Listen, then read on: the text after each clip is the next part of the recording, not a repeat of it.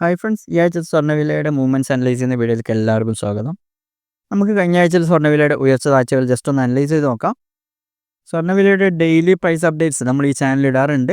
Short videos ആയിട്ടാണ് ഇടാറുള്ളത്. അതുകൊണ്ട് നിങ്ങൾക്ക് അധിക സമയമൊന്നും വേണ്ടി വരില്ല. സ്വർണ്ണവില നിങ്ങൾ ട്രാക്ക് ചെയ്യുന്നവരാണെങ്കിൽ നിങ്ങൾക്ക് ഈ ചാനൽ എന്തായാലും ഇഷ്ടപ്പെടും. നിങ്ങളൊന്ന് ചാനൽ സബ്സ്ക്രൈബ് ചെയ്ത് വെക്കുക. കൂടാതെ ഈ ഒരു വീഡിയോ ഒന്ന് ലൈക്ക് ചെയ്ത് വെച്ചാൽ ഇതുപോലുള്ള വീഡിയോസ് ഇടുമ്പോൾ നോട്ടിഫിക്കേഷൻ നിങ്ങൾക്ക് ലഭിക്കാൻ അത് നിങ്ങളെ സഹായിക്കും. നമുക്കൊന്ന് വീഡിയോയിലേക്ക് കടക്കാം. സ്വർണ്ണത്തിൻ്റെ 22 ക്യാരറ്റ് ഒരു പവൻ്റെ വില ഈ ആഴ്ച മെയ് 26 സ്റ്റാർട്ട് ചെയ്തത് 71,600 27-ാം തീയതി കുറച്ച് ഉയരുകയുണ്ടായി പ്രൈസ്. രാവിലെ അത് 71,960 സ്റ്റാർട്ട് ചെയ്തത്. പക്ഷെ വൈകുന്നേരം ആകുമ്പോൾ വീണ്ടും കുറയുകയുണ്ടായി പ്രൈസ്. വൈകുന്നേരം അത് 71,480 എത്തി. 28-ാം തീയതി മാറ്റമില്ലായിരുന്നു, 71,480 തന്നെയായിരുന്നു. തൊട്ടടുത്ത ദിവസം വീണ്ടും കുറഞ്ഞിരുന്നു, 71,160 മെയ് 30-ാം തീയതി ആയപ്പോൾ 71,360 ആയിരുന്നു. ഇന്നത്തെ പ്രൈസ് മാറ്റമൊന്നുമില്ല, ഇന്നലെ ഉണ്ടായ സെയിം റേറ്റ് തന്നെയാണ്, 71,360 തന്നെയാണ്.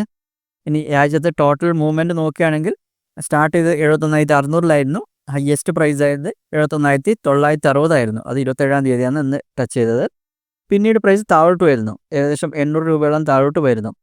ഈ ആഴ്ചത്തെ നെറ്റ് മൂവ്മെൻറ്റ് നോക്കുകയാണെങ്കിൽ 71,600 സ്റ്റാർട്ട് ചെയ്തത്, 71,360 ഇപ്പോൾ ഉള്ളത്.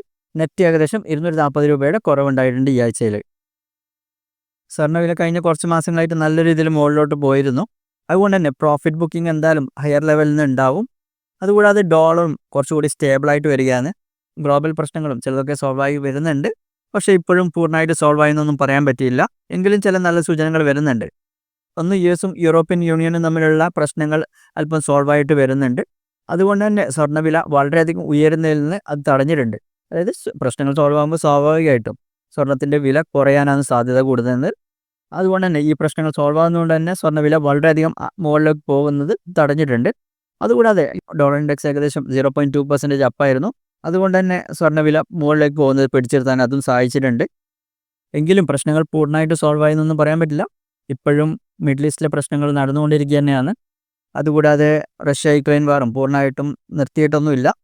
കൂടാതെ US സ്റ്റാർട്ട് ചെയ്ത ട്രേഡ് വാറും അതിൻ്റെ പ്രശ്നങ്ങളും ഇതുവരെ പൂർണ്ണമായിട്ട് സോൾവ് ആയിട്ടൊന്നുമില്ല. എന്തായാലും നമുക്കത് വരും ദിവസങ്ങളിൽ കാണാൻ പറ്റും. ഓക്കെ, ഇത്തരം കാര്യങ്ങളാണ് ഇന്നത്തെ വീഡിയോയിൽ പറയാനുള്ളത്. ഇതുപോലുള്ള കൂടുതൽ വീഡിയോസിനായി ചാനൽ സബ്സ്ക്രൈബ് ചെയ്യുക, കൂട്ടുകാർക്ക് ഷെയർ ചെയ്യുക. Thank you.